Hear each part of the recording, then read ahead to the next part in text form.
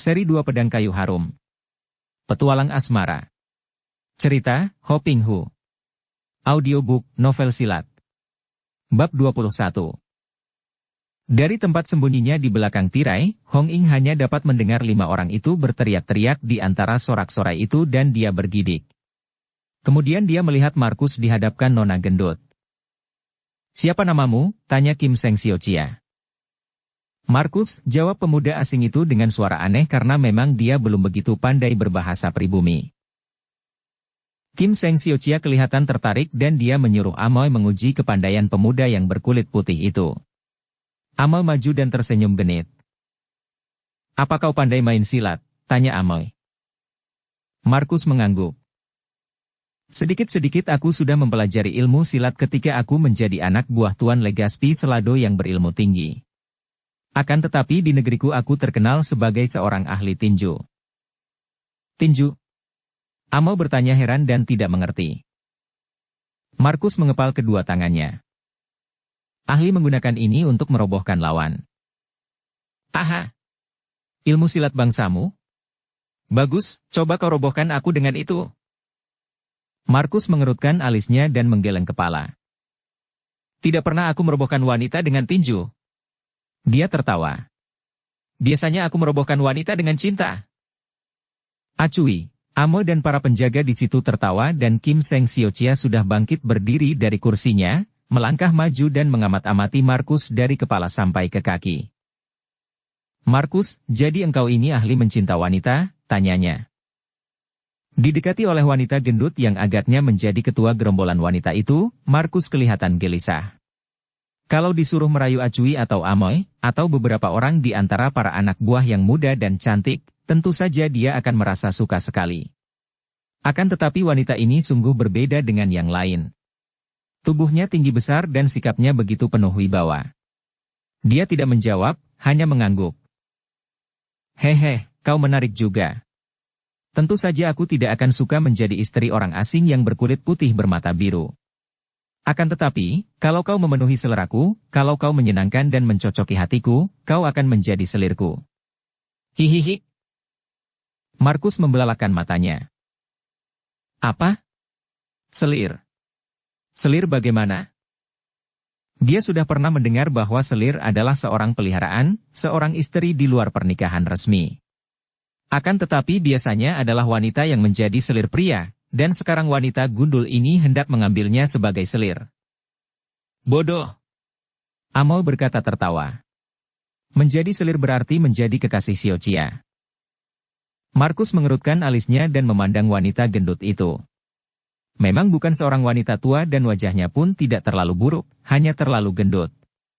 Dia adalah seorang laki-laki, seorang petualang, mana mungkin dia tunduk saja dijadikan selir seorang wanita. Biarpun wanita ini agaknya menjadi kepala di sini, namun menjadi selir amatlah rendah. "Kalau aku menolak," tantangnya. "Bagaimana caramu untuk menolak?" Kim Seng Siochia bertanya, matanya bersinar agak gembira, melihat bahwa pemuda asing ini lumayan juga, memiliki kejantanan. "Dengan ini." Markus memperlihatkan kepalan tinjunya yang besar. "Biarpun aku tidak pernah menggunakan ini untuk menghadapi wanita, akan tetapi kalau aku dipaksa." "Hehe, bagus. Markus, apakah kau lebih suka kuberikan kepada laba-laba?" Markus membelalakan matanya yang biru. "Laba-laba?" Amoy tertawa. "Hihihi, laba-laba kecil yang banyak sekali lebih berbahaya dari laba-laba besar. Teman-temanmu yang 5 orang kini sedang dikeroyok banyak laba-laba kecil." Markus mendengarkan dan sayup-sayup dia masih mendengar suara cekikikan ketawa banyak wanita. Dia menjadi bingung dan kembali dia kelihatan gelisah. "Begini saja," kata Kim Seng Siochia. "Kalau dalam waktu 5 jurus aku belum dapat mengalahkan engkau, biarlah kau akan kuberi kebebasan. Akan tetapi kalau dalam waktu 5 jurus kau roboh, bagaimana?" "Tidak mungkin." Siochia bertanya, "Kau jawablah." Acui membentak, kelihatan marah sekali sehingga suaranya ketus dan nyaring. Markus terkejut dan dia memandang wanita gendut itu penuh perhatian. Benarkah cerita teman-temannya yang lebih dahulu merantau ke tanah ini, bahwa di sini terdapat banyak orang sakti yang aneh, di antaranya ada pula wanita yang memiliki ilmu kepandaian tinggi? Nona, katanya sambil menjura. Aku akan menerima segala perintahmu, bahkan akan mengangkatmu sebagai guruku kalau benar-benar kau dapat mengalahkan aku dalam 5 jurus. Kim Seng Siochia tertawa, kemudian berkata, bersiaplah kau. Akan kuserang kau sampai 5 jurus dan hendak kulihat apakah kau benar-benar dapat bertahan. Markus mulai menduga bahwa agaknya nona gendut ini memang memiliki kepandaian karena kalau tidak, tak mungkin berani bicara sesombong itu. Maka dia pun lalu memasang kuda-kuda, kedua tangan di kepal dan dia siap untuk menangkis segala serangan lawan. Dia masih merasa ragu untuk memukul wanita ini, maka dia mengambil keputusan asal dia dapat bertahan selama 5 jurus cukuplah. Dan dia akan menangkis dengan pengerahan tenaga agar lengan wanita itu terasa nyeri. Jurus pertama. Kim Seng Siochia berkata, tangan kirinya menyambar dengan sebuah tamparan ke arah kepala Markus. Gerakannya cepat dan mendatangkan sambaran angin dahsyat sehingga Markus terkejut sekali. Cepat dia mengangkat lengan kanan ke atas dan mengerahkan tenaga agar lengan wanita itu terasa nyeri terkena tangkisannya.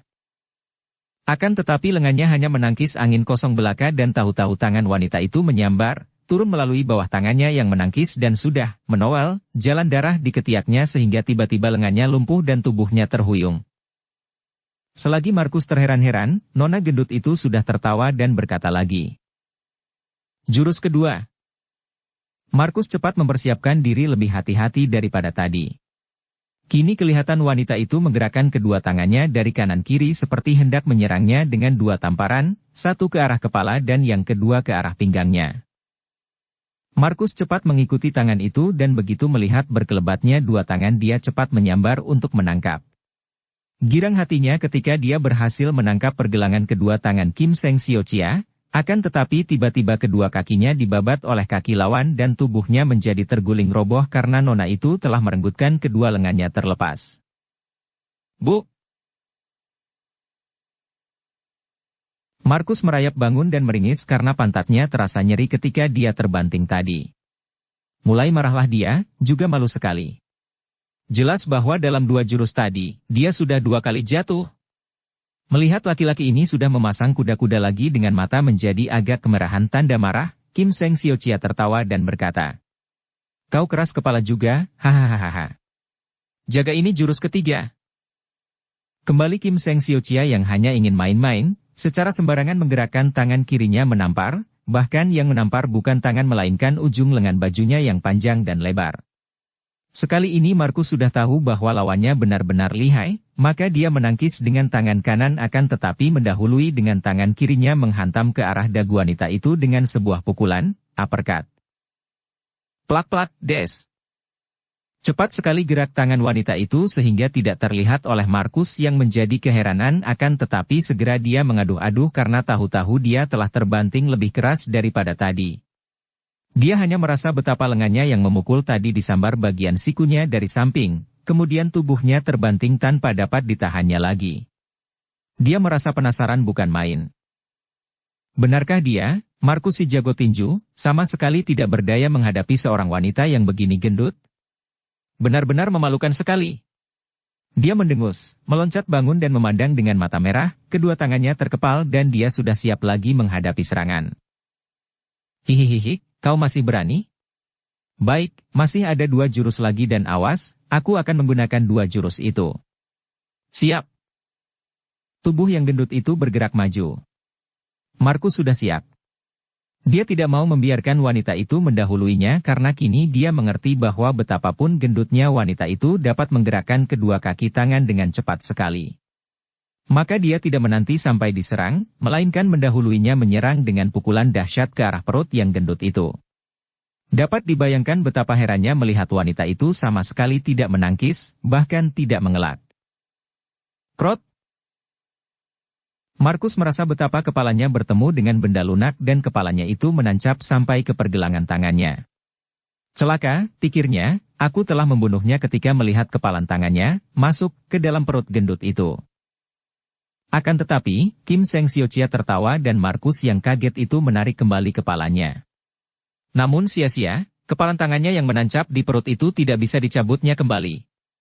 Dia menjadi bingung, malu, marah, juga penasaran sekali. Tangan kirinya mencengkeram ke depan, ke arah muka wanita itu. Akan tetapi Kim Seng Siochia menangkap tangan kiri itu, kemudian berseru. Naiklah, dan tubuh Markus telah dilontarkan ke atas. Markus memekik ngeri ketika tubuhnya meluncur seperti sebutir peluru pistol ke atas dan cepat dia merangkul balok melintang ketika tabuhnya menabrak itu.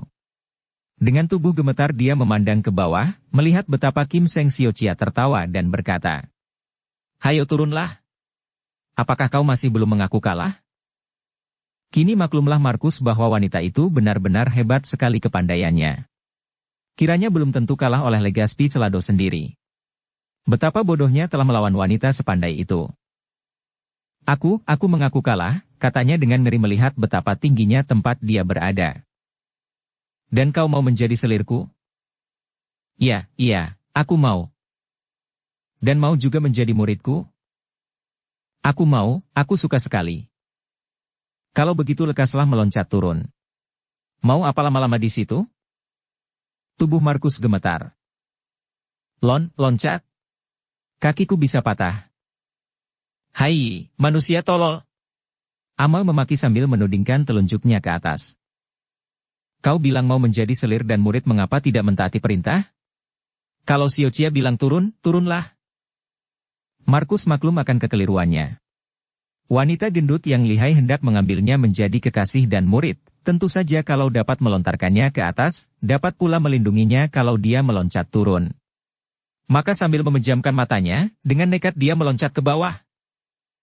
Ketika merasa bahwa tidak ada orang menyambutnya, Markus membuka matanya dan dia berteriak ngeri melihat tubuhnya meluncur ke arah lantai marmer dengan kepala lebih dulu.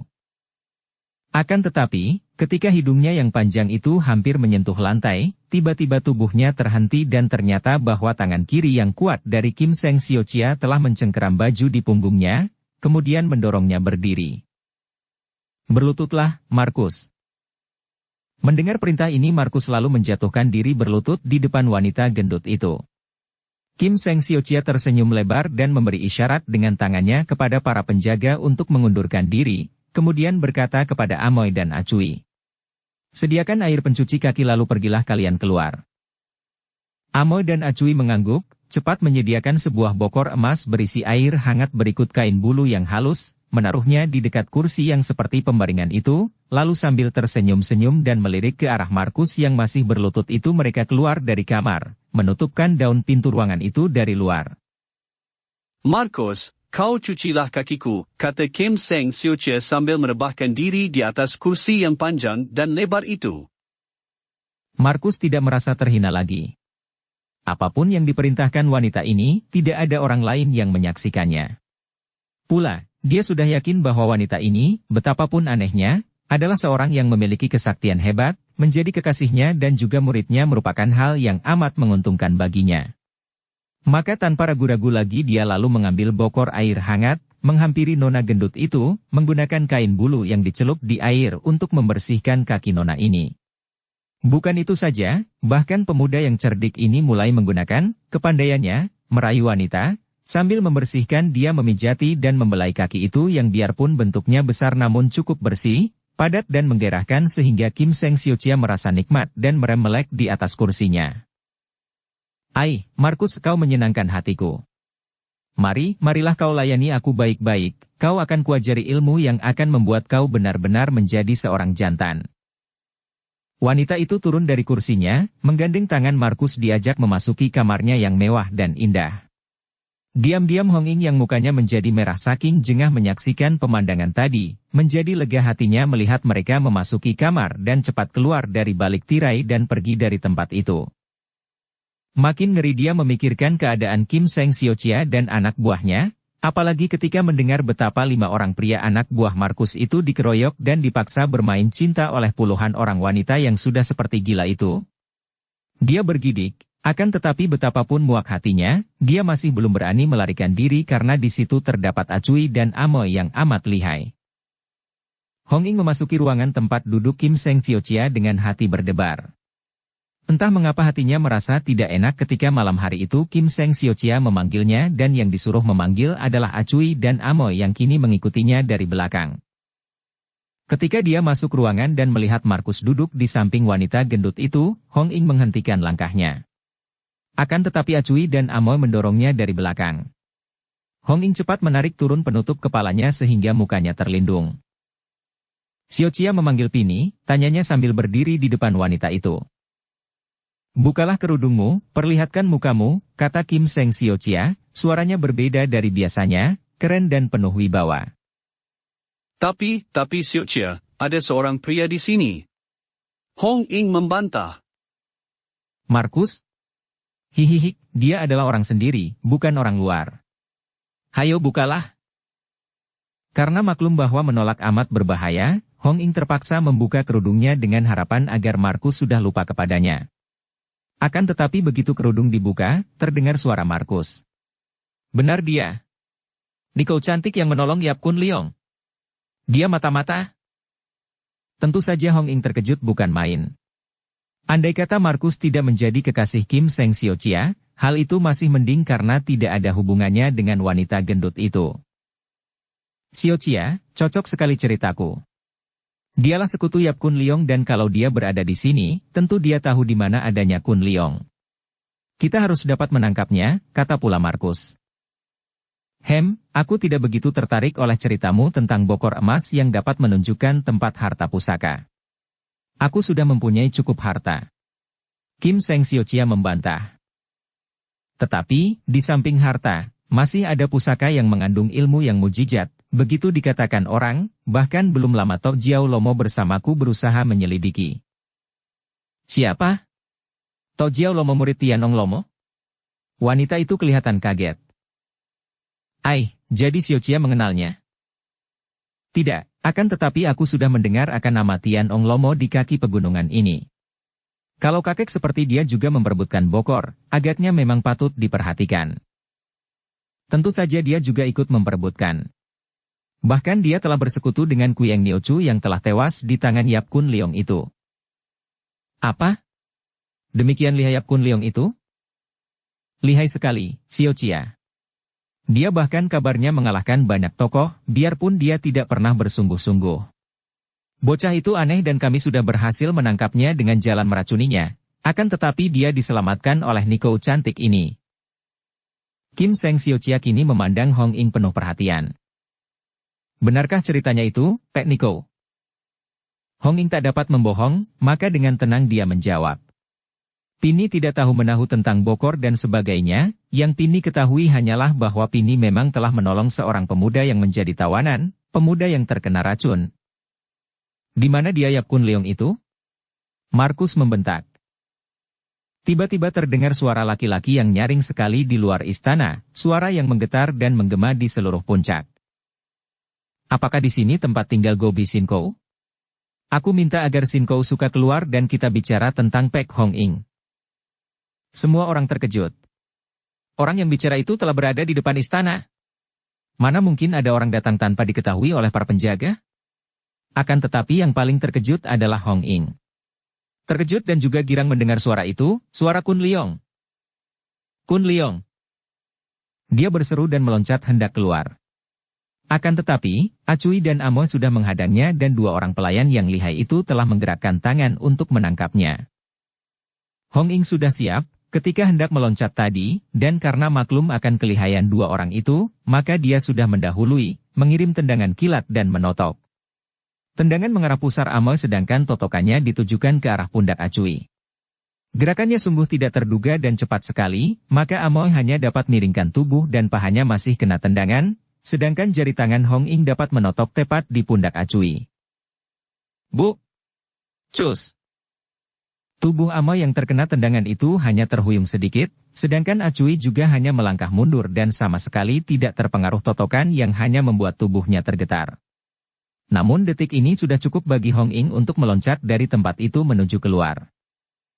Wuit, Prus! Tubuh Hong Ing tergelimpang kena disambar oleh angin pukulan dahsyat dari samping yang dilancarkan oleh tangan Kim Seng Siochia. Hong Ing terkejut sekali, akan tetapi pada saat itu, Acui dan Amo sudah menubruk dan menangkapnya. Ikat dia. Kim Seng Siochia membentak dan Amo segera mengikat kedua tangan Hong Ing ke belakang, menggunakan tali yang ulet itu, tali yang dapat mulur seperti karet. Kun Leong. Hong Ing berseru nyaring, akan tetapi hanya satu kali itu karena lehernya sudah ditotok oleh jari tangan Acui yang lihai sehingga dia menjadi gagu. Hong Ing. Di mana kau? Kun Leong berteriak girang ketika mendengar suara darah yang dikhawatirkannya itu. Akan tetapi tiba-tiba tampak berkelebatnya bayangan banyak orang dan tahu-tahu dia sudah dikurung oleh puluhan orang gadis yang memegang bermacam-macam senjata. Kun Leong mencari akal, akan tetapi semua gadis itu tidak dikenalnya, bahkan Lau Kim In yang disangkanya tentu akan muncul malah tidak nampak juga. Melihat sikap mereka yang penuh ancaman, dan mereka makin mengurung rapat, Kun Leong berseru. Hai! Kalian ini mau apa? Aku ingin berjumpa dengan Go Bisinkou untuk bicara tentang muridnya. Mundurlah kalian. Akan tetapi, para gadis itu tidak mundur bahkan kini makin banyak yang datang dan ada yang membawa obor sehingga keadaan di situ menjadi terang sekali. Acui dan Amo muncul pula, diikuti oleh Markus. Di sini tidak ada Go Bisinkou, yang ada hanya Siochia kami yang menantimu di dalam, kata Amo sambil tersenyum manis. Huisio muda yang tampan, kau menyerahlah untuk kami hadapkan kepada Siochia.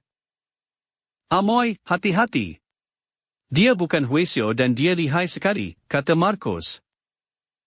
Ketika Kun Leong mengangkat muka memandang, dia mengenal Markus dan dia tertawa. Ah, kiranya Tuan Markus yang berdiri di balik ini semua. Dahulu engkau menggunakan tentara pemerintah, sekarang engkau menggunakan tentara wanita. Sungguh kau licik sekali, Markus. Lebih baik kalian lekas bebaskan Nona Pek Hong Ing yang suaranya kudengar tadi, dan kami berdua akan pergi dari sini dengan aman karena memang tidak ada permusuhan di antara kita. Tangkap dia. Tetapi jangan membunuhnya. Markus berseru dan wanita-wanita itu yang maklum bahwa tentu perintah Markus ini telah disetujui oleh Siochia, lalu mulai menyerbu ke depan. Apalagi yang disuruh tangkap adalah seorang pemuda tampan biarpun kepalanya gundul, maka mereka itu sudah menyarungkan senjata masing-masing, kemudian sambil terkekeh genit mereka menyerbu seperti berebut. Melihat tangan yang berjari halus runcing itu, lengan yang bulat dan padat demikian banyaknya hendak meraihnya, Kun Leong bergidik. Betapapun bagusnya tangan dan lengan itu, kalau terlalu banyak menimbulkan jijik dan ngeri juga. Dia lalu meloncat ke sana-sini untuk menghindar sambil berteriak-teriak. Aku tidak sudi berkelahi dengan kalian. Aku tidak sudi berkelahi dengan wanita. Namun tentu saja teriakan-teriakannya tidak dihiraukan, bahkan kini para wanita itu makin penuh gairah mengejarnya kemanapun juga. Ditubruk sana-sini, dirangkul dan dicengkeram sampai akhirnya ada beberapa jari tangan yang berhasil mengait bajunya dan baju itu robek di sana-sini. Kalian menjemukan. Pergilah. Kun Leong berseru dan mengisi kedua lengannya dengan tenaga sinkang lalu mendorong ke kanan-kiri, dan robohlah 6 orang wanita, terpelanting seperti dilanda angin badai yang kuat. Mereka menjerit kaget dan kini Acui dan Amo baru percaya akan ucapan Markus tadi bahwa pemuda gundul ini lihai. Ai, kiranya kau mempunyai juga sedikit kepandaian, kata Acui dan darah ini meloncat maju, tubuhnya melambung tinggi dan dari atas tubuhnya menukik ke bawah. Kedua tangan dibentuk seperti cakar setan, yang kiri mencengkeram ubun-ubun kepala gundul itu, yang kanan menotok jalan darah di pundak. Ganas kau. Kun Leong mencela dan cepat dia memutar lengannya ke atas sambil mengerahkan tenaga. Beruuk. Tubuh Acui terlempar dan hanya berkat keringanan tubuhnya yang lihai saja membuat Acui tidak sampai terbanting. Tentu saja darah ini terkejut bukan main, lalu dia menerjang lagi dibantu oleh Amoy. Melihat dua orang ini maju, maka para anak buah mereka hanya mengurung dengan ketat sambil berteriak-teriak dan tertawa-tawa karena mereka semua kagum dan suka kepada pemuda gundul yang lihai ini. Kun Leong menjadi bingung dan gemas juga. Sebetulnya dia tidak senang harus menggunakan kekerasan, apalagi kalau disuruh berkelahi dengan wanita-wanita muda itu. Akan tetapi, melihat betapa pukulan dan cengkeraman dua orang gadis itu bukanlah serangan yang boleh dipandang ringan dan benar-benar berbahaya sekali, maka dia terpaksa mengelak dan kadang-kadang menangkis. Bahkan di waktu menangkis, dia menggunakan tenaga sinkang sehingga dua orang gadis itu berkali-kali terdorong mundur dan menjerit kesakitan ketika beradu lengan. Mereka makin kagum dan juga terkejut. Acui memberi isyarat dan keduanya mencelat ke belakang, Amoy di belakang dan Acui di depan pemuda itu. Keduanya sudah mengeluarkan tali hitam yang ulet dan panjang, dan di ujung tali-tali itu terdapat lingkaran lasso. Begitu kedua gadis itu menggerakkan tangan, terdengar bunyi bercuitan dan dua batang lasso itu meluncur seperti ular hidup menuju ke arah kepala Kun Leong. Kun Leong maklum bahwa dia hendak ditangkap dengan lasso, maka kedua tangannya siap. Ketika merasa betapa angin telah meniup kepalanya, tanda bahwa dua tali itu sudah menyambar turun, secepat kilat kedua tangannya menangkap lasso dan dengan gerakan tiba-tiba dia menarik sambil mengerahkan tenaga. Ai! Acui dan Amoy menjerit berbareng karena tubuh mereka sudah terbawa oleh tali yang mereka pegang erat-erat, terbawa oleh tarikan Kun Leong sehingga mereka melayang ke atas dan saling bertubrukan di atas. Baiknya keduanya lihai sekali, sambil melepaskan tali, mereka saling berpegang tangan, kemudian meminjam tenaga masing-masing, keduanya sudah melayang turun ke depan Kun Leong. Wajah mereka agak pucat dan Kun Leong tersenyum tenang menghadapi mereka, lalu berkata, "Nona-nona harap sabar. Aku datang bukan untuk berkelahi, melainkan untuk minta kepada siapapun yang menahan Nona Pek Hong Ing agar supaya membebaskannya. Pergunakan senjata." Acui yang merasa marah dan penasaran membentak. "Sing sing sing. Wutut." Di antara sinar obor, tampak kilatan banyak senjata yang tercabut. "Jangan. Jangan bunuh dia, tangkap saja." Markus berseru, akan tetapi agaknya seruannya tidak dihiraukan oleh Acui, Amoy, dan anak buah mereka. Selagi para pengurung itu bergerak dengan senjata di tangan, mengelilingi Kun Leong yang makin bingung dan siap untuk menyelamatkan diri, tiba-tiba pintu depan istana terbuka dan terdengar seruan halus. "Tahan dan mundur semua." Suara ini berpengaruh sekali karena semua wanita itu serentak mundur dan membiarkan Kun Leong menghadapi orang yang baru datang, seorang wanita gemuk yang bermuka ramah dan tersenyum. Melihat wajah orang, Kun Leong menjadi lega dan cepat dia menjura. "Aku Yap Kun Leong mohon agar dapat bertemu dengan Nona Pek Hong Ing." Akan tetapi wanita gemuk itu, yang bukan lain adalah Kim Seng Sio Chia, tidak menjawab, melainkan tetap tersenyum-senyum, matanya bersinar-sinar dan pandang matanya menjelajahi seluruh tubuh Kun Leong, dari sepatunya yang berdebu sampai kepalanya yang gundul klimis dan berkeringat. Dipandang seperti itu, Kun Leong merasa malu dan hanya menunduk, akan tetapi matanya diangkat untuk melihat dan mengawasi setiap gerak-gerik orang ini. "Engkau bukan Hui Xiao?" tiba-tiba Kim Seng Sio Chia bertanya. Pertanyaan macam ini sudah terbiasa oleh Kun Leong, maka dia tidak banyak rewel dan menggelengkan kepalanya yang gundul mengkilap terkena sinar obor yang banyak itu. "Mengapa kepalamu gundul?" kembali Kim Seng Sio Chia bertanya. "Terkena penyakit," jawab Kun Leong tak acuh dan jelas dia mulai kelihatan mendongkol karena kembali kepalanya yang dijadikan persoalan dan bahan percakapan pada saat yang genting itu. Kim Seng Sio Chia agaknya merasa bahwa pemuda itu marah, maka dia memperlebar senyumnya. "Aku suka kepala gundul, bersih dan lain daripada yang lain." Biarpun ucapan ini dikeluarkan dengan kesungguhan hati, namun tetap saja menambah kemengkelan hati Kun Leong. Apakah tidak ada lain acara lagi selain bicara tentang kepalanya? "Toanio siapakah?" dia bertanya untuk mengalihkan percakapan. "Hus, jangan menyebutku Toanio, nyonya besar. Aku masih perawan. Aku belum menikah. Aku masih Sio Chia, Nona, hihihi." Kun Leong mengkirik. Bulu tengkuknya meremang karena dia melihat sesuatu yang tidak wajar dan aneh dalam sikap dan kata-kata Nona gemuk itu. "Baiklah. Siapakah Sio Chia?" Aku disebut Kim Seng Sio Chia, dan kalau aku sudah kawin kelak, tentu saja sebutan Nona harus diganti dengan Nyonya besar. Sekali lagi aku mengharap agar Sio Chia tidak salah menduga tentang kedatanganku ke sini, sama sekali bukan untuk berkelahi apalagi mencari musuh. Aku datang untuk bertemu dengan Nona Pek Hong Ing.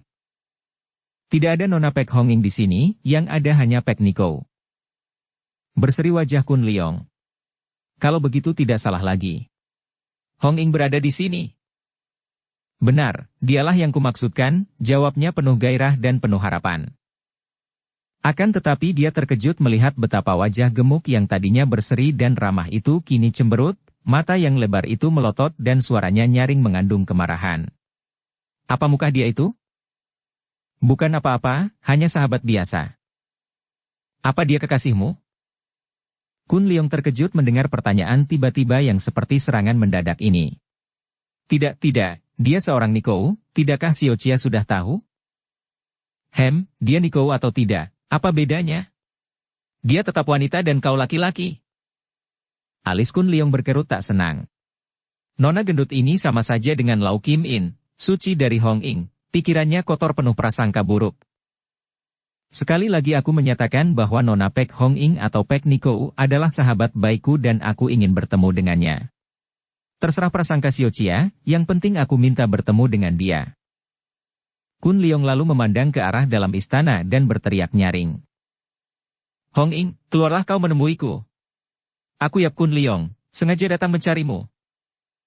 Namun tidak ada jawaban dari dalam dan Kim Seng Xiao-Chia tertawa.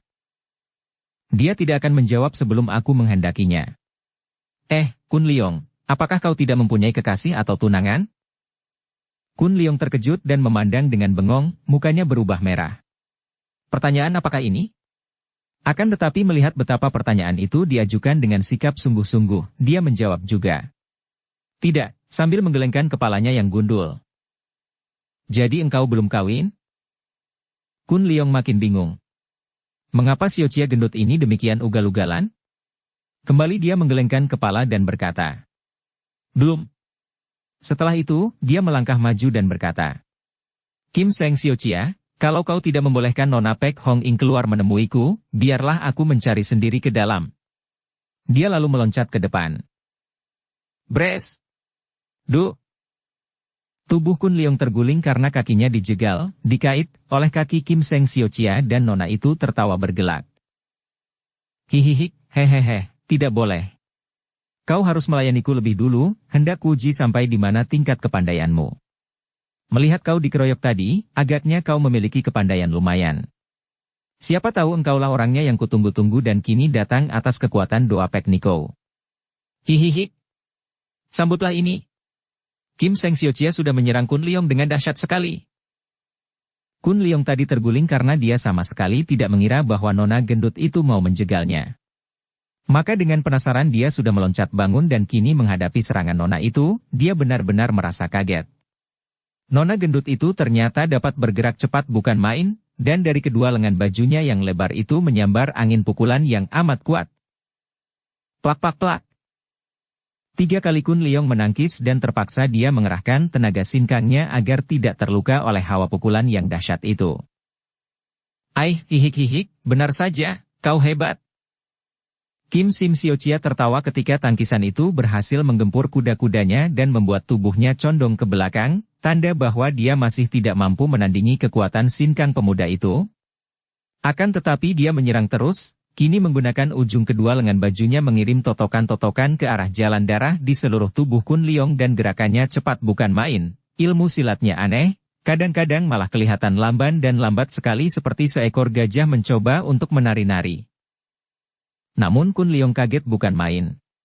Di luar persangkaannya, Nona gemuk ini adalah seorang yang memiliki kepandaian luar biasa dan memiliki tenaga sinkang amat kuat, serta gerakannya terlalu cepat dibanding dengan tubuhnya yang begitu gendut. Tentu saja Hong Ing bukanlah lawan wanita ini dan dia mulai khawatir karena mengira bahwa tentu Hong Ing menjadi seorang tawanan di tempat ini. Pula dia kini mulai mengerti bahwa dia telah tersesat. Bukan berada di tempat tinggal Go Bi Sin Kou melainkan di tempat tinggal golongan lain yang dipimpin oleh Nona gendut yang lihai ini, sungguh pun kesalahannya ini malah kebetulan karena ternyata Hong Ing berada di tempat asing ini. Dia tentu saja tidak ada niat untuk memukul atau melukai wanita gemuk ini, karena sama sekali tidak ada urusan dan tidak ada permusuhan dengannya, akan tetapi karena serangan-serangan wanita itu benar-benar luar biasa sekali dan amat berbahaya, terpaksa dia harus melindungi dirinya. Maka dia lalu mainkan Im Yang Sin Kun dan menggunakan pukulan Pek In Chiang untuk menghadapi serangan dahsyat lawannya.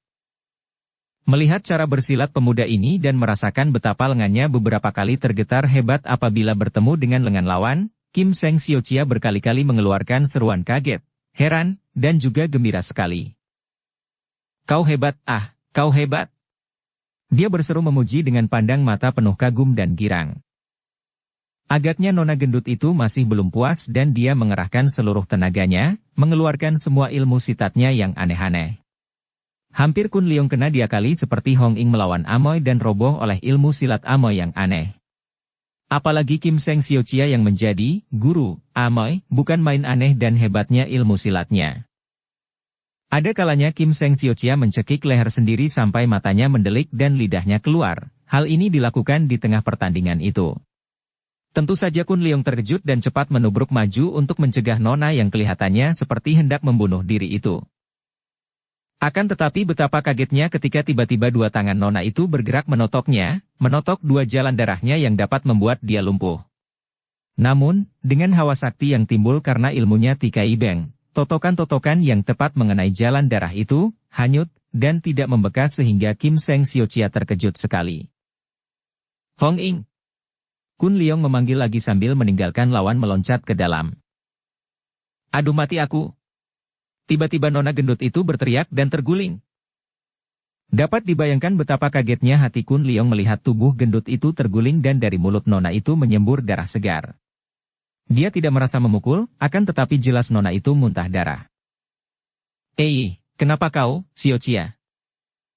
Hatinya yang penuh kelembutan itu tidak tega dan dia meloncat kembali menghampiri Kim Seng Siochia. Tiba-tiba terdengar nona itu terkekeh dan tubuhnya sudah meloncat dengan sigapnya, mendahului Kun Leong memasuki istananya. Penipu! Kun Leong berseru marah dan mengejar dengan khawatir. Tahulah dia bahwa nona gendut itu tadi sengaja menipunya dan entah bagaimana dapat muntahkan darah seperti itu, untuk mencegahnya memasuki istana lebih dulu. Kekhawatirannya terbukti ketika dia memasuki ruangan yang besar itu. Hong Ying dalam keadaan terikat kedua lengannya ke belakang, berdiri di dekat kursi besar sedangkan Kim Seng Siochia memegangi tali panjang sisa pengikatnya dan memegang tengkuk Hong Ying sambil tersenyum manis memandang Kun Leong yang melangkah masuk. Kun Leong. Dukung channel Novel Silat dengan subscribe, follow, like, komen dan share. Hong Ying berkata lemah setelah melihat pemuda itu. Totokan yang membuatnya gagu telah dibebaskan akan tetapi dia hanya dapat mengeluarkan suara lemah setelah sekian lamanya gagu. Hong Ying. Kun Leong berseru penuh kemarahan. Akan tetapi hatinya lega melihat bahwa Hong Ying masih hidup. Dia berpaling kepada Kim Seng Siochia, dan berkata, Kim Seng Siochia, mengapa kau menawan Pek Hong Ying? Apakah kesalahannya maka engkau menawannya? Kesalahannya banyak, tapi tidak perlu dibicarakan. Yang penting sekarang adalah membicarakan urusan antara kita. Sahabatmu, Pek Niko ini telah berdoa agar aku lekas dapat jodoh dan ternyata doanya terkabul hari ini. Engkau datang dan engkau memenuhi semua syarat untuk menjadi suamiku. Kun Leong melongo, matanya terbelalak dan mulutnya ternganga. Apa? Aku hanya mau menjadi istri seorang pemuda tampan dan gagah yang memiliki ilmu kepandaian tinggi. Dan kau ganteng, biar kepalamu gundul tapi kau tampan dan aku suka padamu, aku cinta padamu. Kau adalah calon suamiku. Tidak. Kun Leong berseru marah, mukanya menjadi merah sekali. Aku tidak akan menjadi suami siapapun juga. Lebih baik kau lepaskan Hong Ying, katanya pula mengancam. Jangan bergerak. Kalau kau bergerak, aku akan lebih dulu membunuh Pek Niko. Jari-jari tangan wanita itu mengancam tengkuk Hong Ying dan lemaslah tubuh Kun Leong karena dia maklum bahwa sekali jari tangan itu bergerak, tentu akan tewaslah Hong Ying. Kim Seng Siochia, apakah kehendakmu? Engkau harus menyerah dan menjadi suamiku. Kalau kau menyerah, barulah aku akan membebaskan Pek Niko. Betapapun juga, kalau kau menjadi suamiku, dia telah berjasa. Aku tidak akan mengganggunya, Tapi kalau kau melawan, dia akan mati lebih dulu. Kun Leong memutar otaknya. Betapapun cepat dia bergerak, tak mungkin bisa mendahului tangan yang sudah menempel di tengkuk Hong Ying itu, maka dia sama sekali tidak berdaya. Baiklah, aku menyerah. Akan tetapi kau berjanjilah dulu tidak akan mengganggu dia dan akan membebaskannya. Tentu saja, aku berjanji. Acui dan Amoy, ikat dia dulu. sambil tersenyum-senyum dua orang pelayan yang cantik dan lihai itu lalu menghampiri Kun Leong dan mengikat kedua lengan Kun Leong ke belakang tubuhnya. Kun Leong, jangan mau tertipu. Tiba-tiba Hong Ing berteriak, akan tetapi karena Kun Leong sudah dibelenggu, pemuda itu tidak dapat berbuat sesuatu, apalagi karena dia memang tidak berani bergerak, takut kalau Hong Ing dibunuh oleh Kim Seng Siochia yang aneh itu. Hihihihi, Niko lancang. Siapa mau menipunya? Aku mau mengambilnya sebagai suami, dan engkau adalah pendetanya yang akan memberkati dan berdoa untuk kami suami istri, sepasang pengantin baru. Hihihihi. Kim Seng Siochia tertawa-tawa dan sudah tidak menodong Hong Ing lagi karena melihat bahwa Kun Leong sudah terbelenggu erat-erat. Kun Leong. Hong Ing yang merasa tidak diancam lagi, melihat Kun Leong dibelenggu, lalu berlari menghampiri pemuda itu. Kun Leong, selagi masih ada kesempatan, larilah. Jangan kau hiraukan aku. Kau terjebak, di sini ada Markus. Tiba-tiba terdengar suara ketawa bergelak dan Markus muncul dari pintu samping. Kim Seng Siochia sudah mencelat dari tempat duduknya, dengan cepatnya dia menggunakan sisa tali pengikat Hong Ing yang masih panjang untuk dilibat-libatkan pada tubuh Kun Leong dan Hong Ing sehingga kedua orang ini sekarang diikat menjadi satu, saling membelakangi. Keadaan ini membuat mereka tak dapat berkutik lagi. Kun Leong terkejut ketika melihat Markus, akan tetapi dia bersikap tenang saja karena betapapun juga, dia harus mengalah untuk menyelamatkan Hong Ing yang tadi sudah terancam. Sekarang, dia berusaha melepaskan diri dari belenggu secara diam-diam, namun terkejutlah dia ketika mendapat kenyataan bahwa tali yang mengikat mereka itu tak mungkin dapat dipatahkan karena mulur dan ulet seperti karet. Maka dia tenang kembali dan ingin melihat perkembangan keadaan sambil menanti terbukanya kesempatan untuk menolong Hong Ing. Maka dia lalu berkata lirih dan jari tangannya menyentuh dan memberi isyarat kepada lengan darah itu yang menempel dengan lengannya sendiri. Tenanglah, Hong Ing. Aku yakin bahwa Kim Seng Siochia tidak berniat buruk terhadap kita berdua. Tentu saja tidak, Kun Leong. Aku akan mengangkatmu menjadi suamiku, apakah itu niat buruk? Nona gendut itu berteriak. Bagus sekali. Aku mengucapkan selamat, Siochia. Memang dia pantas menjadi suamimu, tampan, gagah dan berharga sekali. Dan Pek Niko itu hanya seorang Niko palsu, dia gadis cantik dan biarlah dia untuk aku saja, kata Markus. Markus, kubunuh kau kalau, Kun Leong membentak, kemudian menoleh kepada Kim Seng Siochia yang sudah duduk lagi di atas kursi besar itu. Siochia, kau sudah berjanji akan membebaskan Hong Ing. Kalau kau melanggar janji dan berani menyerahkan Nona Pek Hong Ing kepada babi putih itu, aku pun sampai mati tidak akan sudi menyerah kepadamu. Bocah gundul, kau masih banyak laga, ya. Markus melangkah maju, hendak memukul kepala Kun Leong. Markus, apa kau sudah bosan hidup, berani hendak memukul calon suamiku? Hayo keluar kau dari sini. Kim Seng Siochia membentak dan pemuda berkulit putih itu segera meninggalkan ruangan sambil bersungut-sungut tidak puas. Setelah Markus pergi, Kim Seng Siochia dengan muka ramah menuding kepada Kun Leong sambil berkata, Yap Kun Leong, apakah engkau benar-benar telah menyerah kepadaku? Kim Seng Siochia, buktinya aku tidak melakukan perlawanan. Bagus, kalau begitu, akan kupersiapkan pesta untuk upacara pernikahan kita dan... Apa? Kun Leong bergerak-gerak sehingga Hong Ing ikut terbawa. Keduanya terhuyung karena diikat menjadi satu seperti itu membuat kaki mereka sukar bergerak dan sedikit gerakan saja membuat mereka kehilangan keseimbangan tubuh. Kau bilang pernikahan?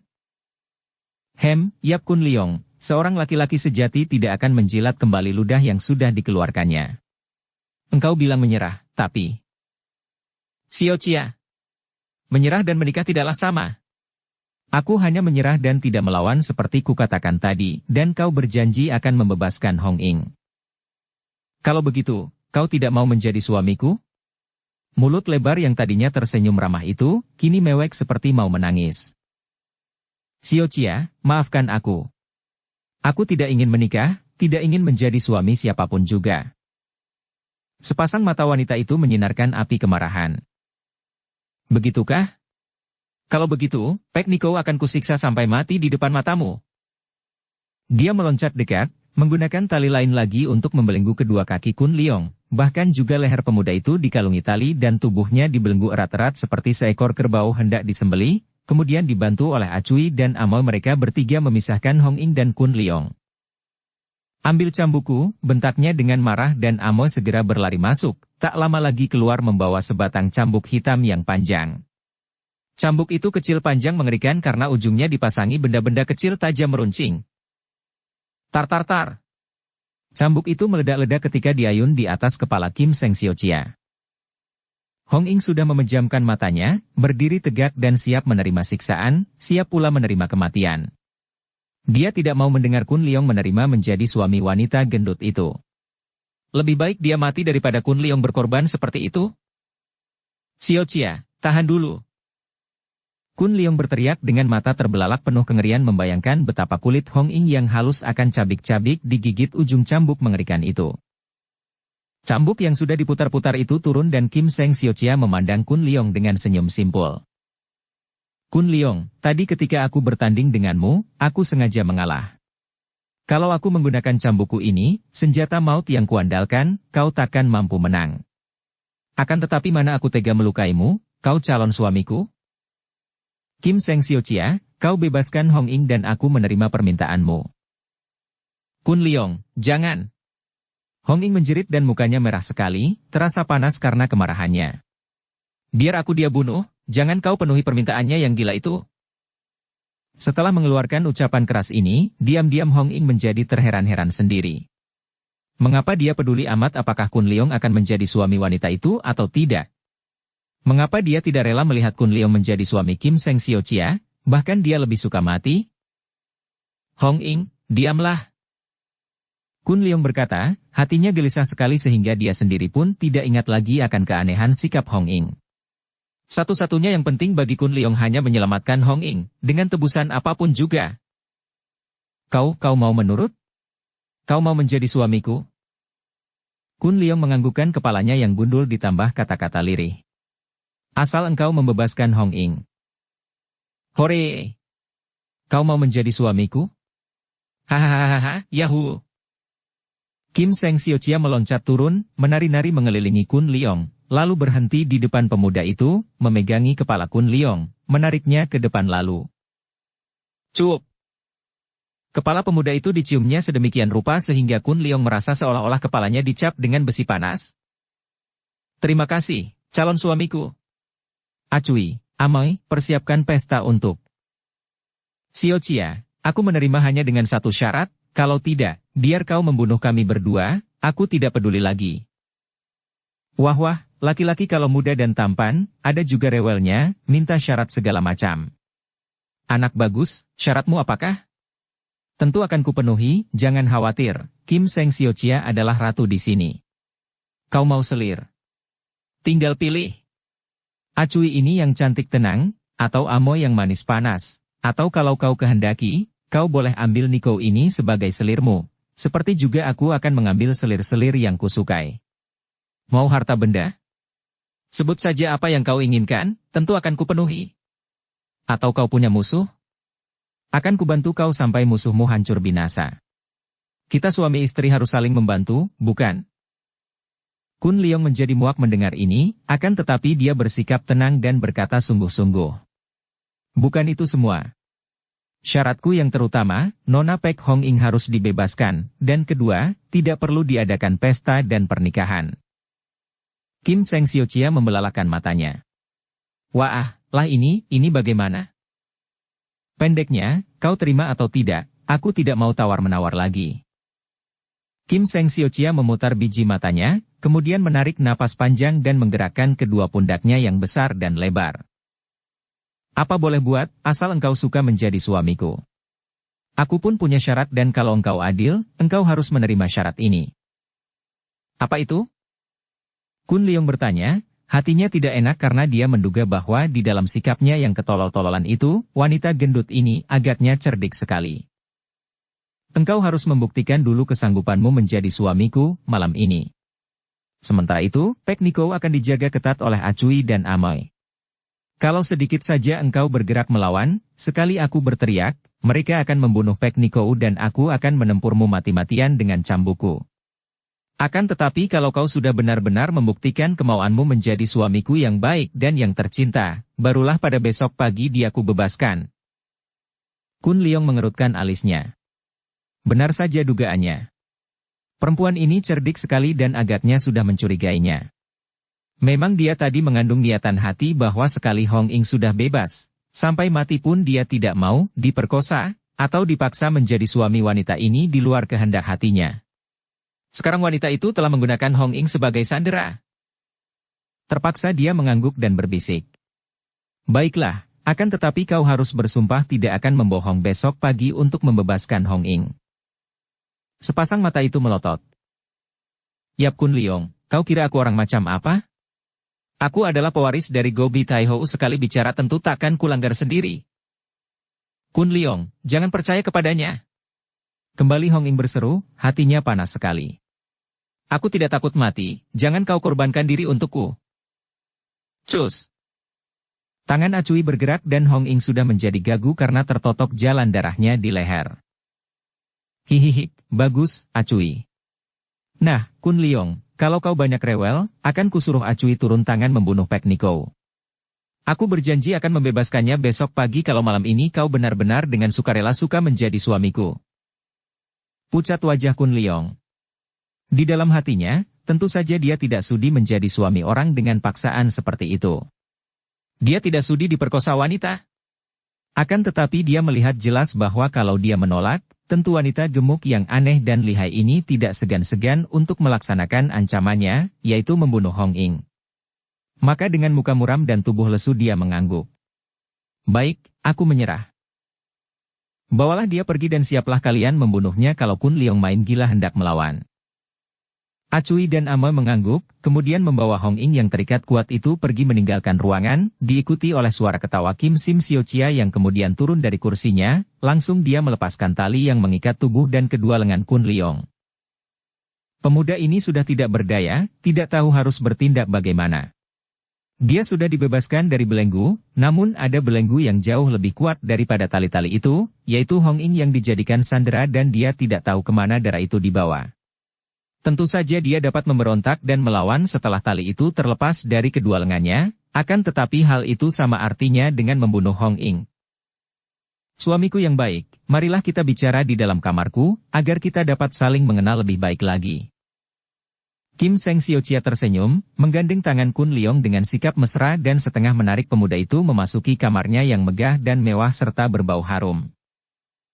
Kun Leong tidak berani membantah dan kedua kakinya menggigil karena dia merasa seolah-olah dia telah menjadi seekor domba yang digiring memasuki tempat jagal di mana dia akan disembelih. Duduklah, Koko. Kim Seng Sio Chia mempersilakan dengan suara merdu dan mengandung kemanjaan yang membuat Kun Leong merasa bulu tengkuknya meremang. Begitu mesranya wanita ini menyebutnya Koko, Kakanda. Dia tidak menjawab, hanya mengangguk dan duduk di atas sebuah bangku menghadapi meja yang terukir indah. Kim Seng Sio Chia lalu membalikkan tubuhnya menghadapi pintu kamarnya, bertepuk tangan 3 kali. Muncullah 2 orang wanita muda yang cantik, 2 orang pelayan yang menggantikan Acui dan Amoy karena kedua orang pelayan kepala itu sedang membawa pergi Hong Ing. Sediakan makan minum yang paling istimewa untuk kami berdua. Cepat! 2 orang pelayan itu memberi hormat, meninggalkan kamar dan menutupkan daun pintu kamar perlahan-lahan dari luar. Hehehe, hatiku riang gembira bukan main, Koko. Inilah saat yang ku nanti-nanti selama hidupku. Aku benar-benar bahagia sekali.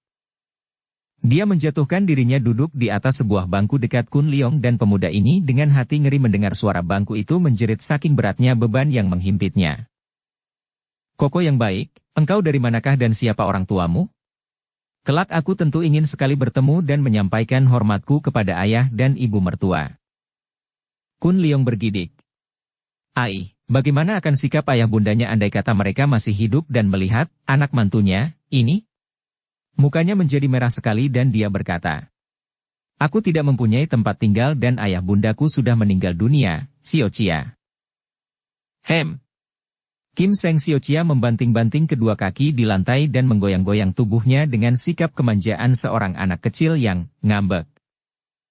Tidak mau kalau begitu. Aku sudah menyebutmu Koko, mengapa kau masih menyebutku Sio Chia? Suami istri harus lebih mesra sebutannya. Aduh manjanya. Kun Leong bengong dan ingin menampar kepala gundulnya sendiri mengapa dia terpaksa harus melayani wanita seperti ini. Sudah tubuhnya seperti gajah, usianya tentu sudah 30-an tahun, masih manja seperti seorang kanak-kanak, atau seperti seorang wanita cantik yang dipuja-puja seorang pria yang tergila-gila kepadanya. Bukan main. Akan tetapi karena khawatir kalau wanita ini menjadi marah benar-benar, dia cepat berkata. Baiklah. Aku akan menurut, akan tetapi aku tidak tahu sebutan apa yang harus kupakai. Hihihik, suamiku masih bodoh. Kau tentu masih perjaka tulen, ya? Hihihik, kau sebut aku moi-moi. Ampun. Demikian jerit hati Kun Leong. Pantas menjadi bibinya dan dia disuruh menyebut moi-moi, Adinda. Baiklah, moi-moi. Kun Leong mengucapkan sebutan ini dengan suara sumbang karena baru pertama kali itulah dia menyebut wanita dengan sebutan Adinda. Tiba-tiba Kim Seng Siochia menangis. Menangis terisak-isak dan memegang kedua tangan Kun Leong. Pemuda ini makin kaget dan heran, mengira bahwa dia tentu telah melakukan kesalahan lagi di luar pengetahuannya. Huhuhup, sungguh kasihan engkau, Koko, huhuhup, dan sungguh sial sekali aku, belum apa-apa sudah kematian ayah dan ibu mertuaku. Disinggung tentang kematian ayah bundanya, kalau dalam keadaan biasa tentu sedikitnya hati Kun Leong akan merasa terharu juga. Akan tetapi sikap wanita ini keterlaluan, pakai menangis segala. Hanya anehnya, wanita ini menangis sungguh-sungguh, air matanya bercucuran, bukan dibuat-buat. Diam-diam Kun Leong merasa makin ngeri karena menduga bahwa tentu ada gejala-gejala tidak beres pada otak wanita ini. Karena Kun Leong memang tidak mau banyak bicara. Akhirnya Kim Seng Siochia menceritakan semua riwayatnya sendiri kepada Kun Leong yang didengarkan oleh pemuda ini penuh perhatian. Penuturan wanita itu begitu menarik hatinya sehingga dia tidak mempedulikan dan tidak merasa lagi betapa tangan Kim Seng Siochia yang besar itu kadang-kadang membelai tangannya dengan mesra, bahkan kadang-kadang tangan yang berjari besar itu merayap naik dan mengelus kepalanya yang gundul. Memang cerita wanita itu menarik hatinya. Dia sudah pernah mendengar penuturan ibunya tentang seorang datuk wanita yang berjuluk Go Bi Tai Ho, yang menurut ibunya memiliki ilmu kepandaian yang amat luar biasa, akan tetapi datuk ini adalah seorang yang miring otaknya. Ibunya bercerita betapa datuk wanita gila itu telah menimbulkan kekacauan besar, bahkan hampir saja berhasil merusak penghidupan ayah bundanya sendiri dan penghidupan pendekar sakti Chia Keng Hong dan istrinya, yaitu si Biao Eng. Betapa kemudian, berkat kesaktian Chia Keng Hong, akhirnya datuk wanita yang merupakan nenek iblis itu telah dapat dibinasakan oleh Chia Keng Hong. Dan sekarang Kim Seng Siochia mengaku bahwa dia adalah bekas pelayan kecil dari Go Bi Tai Ho yang tersayang dan yang dijadikan ahli waris oleh nenek iblis itu. Tai Ho amat sayang kepadaku, Koko. Semua pusaka warisannya disimpan di tempat rahasia dan hanya aku yang diberitahu. Oleh karena itu, hanya akulah yang dapat mewarisi kepandaiannya dan aku menjadi pemimpin di bekas istananya ini. Akan tetapi, dia dibunuh mati orang, Koko. Kembali Kim Seng Siochia menangis. Kun Leong makin tertarik. Jadi, apa yang kau kehendaki, Sio? Moi Moi? Apalagi? Tentu membalas dendam kematian Tai Ho. Aku mendapatkan semua ini dari Tai Ho dan dia dibunuh orang. Kalau begitu, dengan kepandaianmu yang tinggi, mengapa kau tidak sejak dahulu membalas dendam, Moi Moi? Aku takut. Kun Leong benar-benar terheran mengapa wanita aneh ini mempunyai rasa takut juga, maka dia melanjutkan pancingannya. Begitu lihaikah musuhmu yang telah membunuh Go Bi Tai Ho? Aku tidak takut kepadanya. Biar dia memiliki tikai beng sekalipun. Dahulunya memang aku tidak berani mengingat akan ilmunya itu, akan tetapi setelah aku mempelajari kitab peninggalan Tai Ho, dengan menggunakan cambuk ini, aku dapat membuat tikai beng tidak ada artinya. Kau lihatlah, Koko. Setelah berkata demikian, wanita ini meloncat dari bangkunya, menyambar cambuknya dan menuding ke atas, ke arah dinding di mana terdapat 2 ekor cecak yang sedang bercumbuan dan saling berkejaran. Lihat 2 ekor cecak itu, katanya pula dan tiba-tiba terdengar suara meledak-ledak beberapa kali bersama sinar hitam menyambar-nyambar dan ketika Kun Leong memandang, ternyata 2 ekor cecak itu telah terpotong-potong tubuhnya menjadi 4 dan jatuh ke atas meja, sedangkan di dinding itu tidak nampak sedikit pun darah. Diam-diam Kun Leong terkejut. Ternyata wanita ini tidak menyombong kosong tadi ketika mengatakan bahwa dengan cambuknya dia amat lihai. Kalau dalam pertempuran tadi Kim Seng Siochia menggunakan cambuk seperti itu, dia tentu akan repot menghadapinya. Dan dia harus mengakui bahwa dengan senjata cambuk seperti itu, Tikai Beng tidak akan dapat dipergunakan karena tidak mungkin untuk menempel ujung cambuk dan menyedot sinkang lawan melalui cambuk lemas yang panjang itu. Wah, kau hebat sekali, Moi Moi. Kun Leong menekan hatinya karena dia bergidik melihat bangkai 2 ekor cecak yang telah menjadi masing-masing 4 potong itu di atas meja. Dengan kepandaianmu itu, tentu engkau akan dapat menang melawan musuhmu, akan tetapi mengapa tidak juga kau lakukan? Sudah kukatakan tadi, aku takut gagal. Aku mau yakin akan kemenanganku, oleh karena itu, bertahun-tahun aku berdoa kepada Tian untuk mendapatkan jodoh seorang yang lihai dan yang akan dapat membantuku menghadapi musuhku yang sakti. Dan hari ini aku telah mendapatkan jodoh yang kutunggu-tunggu itu, Koko yang tampan. Wanita itu hendak merangkulnya. Cepat-cepat Kun Leong mundur dan berkata, Moi Moi, belum kau katakan siapakah musuhmu itu, dia yang sanggup membunuh seorang lihai seperti Gobi Taiho. Dia adalah si keparat Chia Keng Hong, yang kabarnya sekarang menjadi ketua Chin Ling Pai di Chin Ling San. Kau tunggulah, si keparat Chia Keng Hong. Tunggulah saat kematianmu kalau Kim Seng Siochia dan suaminya Yap Kun Leong datang membalas dendam. Koko, dengan bantuanmu, aku yakin bahwa kita akan dapat membunuh Chia Keng Hong. Aku melihat gerakan-gerakanmu tadi hebat sekali. Orang seperti engkau inilah yang kutunggu-tunggu. Kembali Kim Seng Siochia hendak merangkul dan Kun Leong sudah bingung. Tiba-tiba datang pertolongan ketika pintu kamar terbuka dan 2 orang pelayan tadi datang membawa hidangan yang masih panas dan serba mewah dan lezat. Dengan senyum manis 2 orang pelayan itu menurunkan piring mangkok dan panci ke atas meja, juga seguci arak wangi.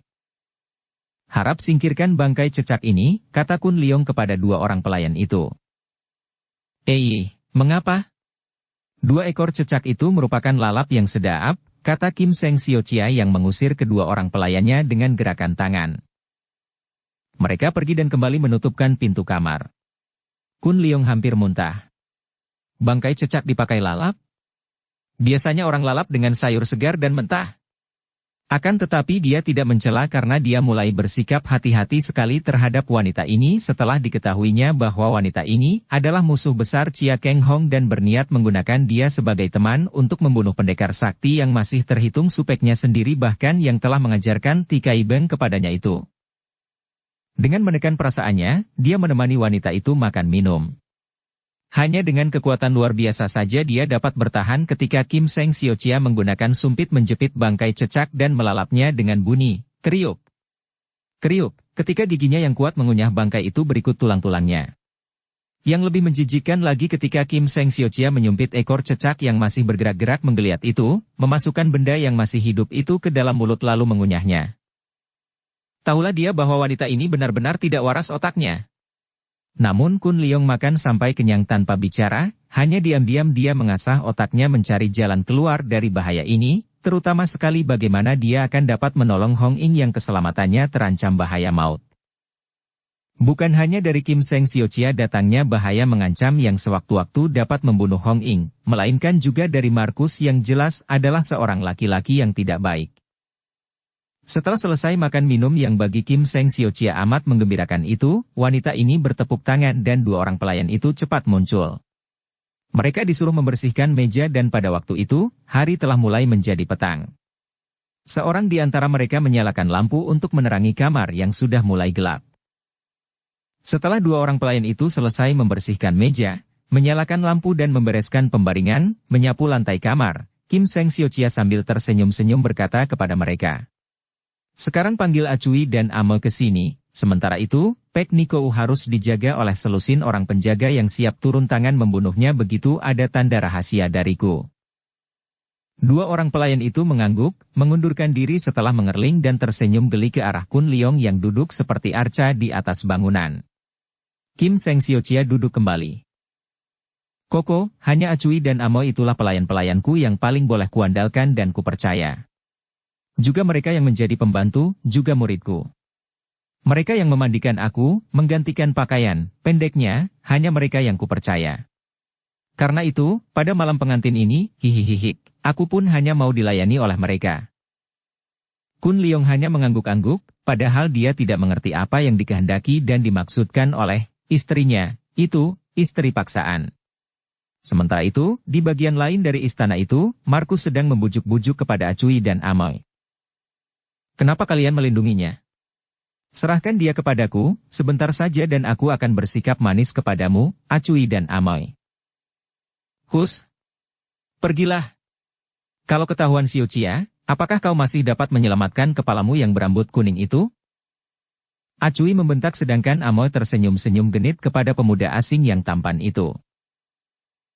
Markus, apakah kau lupa kepada 5 orang teman-temanmu?